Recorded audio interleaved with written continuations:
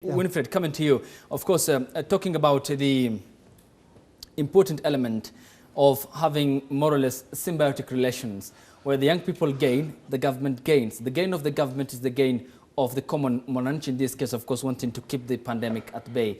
But how do we activate that important relationship, which has been often gripped by suspicion in the previous times?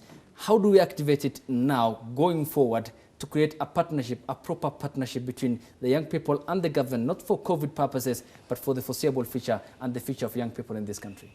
What I would love to say is that, first of all, we as the youth have to adhere to the regulations that have been put in place, that are being implemented by the government to curb and mitigate this issue that we have at hand.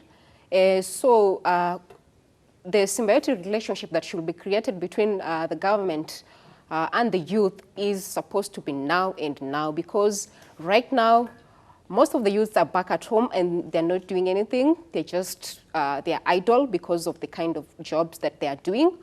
So as the government, it should come out categorically and state what it has for the youth at this particular time, in these trying times, so that in future, these people or these young men and women will be able to trust the government with everything. Because in the past, most of the youths have not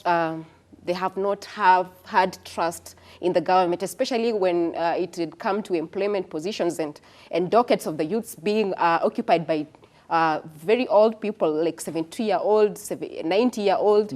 So I think right now it is the only time that the government should come out clearly. It should come out categorically and state what it has for the youth, so that they can come to an amicable agreement and agree on setting up objectives and goals that will be attained at the end of all this pandemic. Because after this whole issue, we're going to come up with a new set of leadership.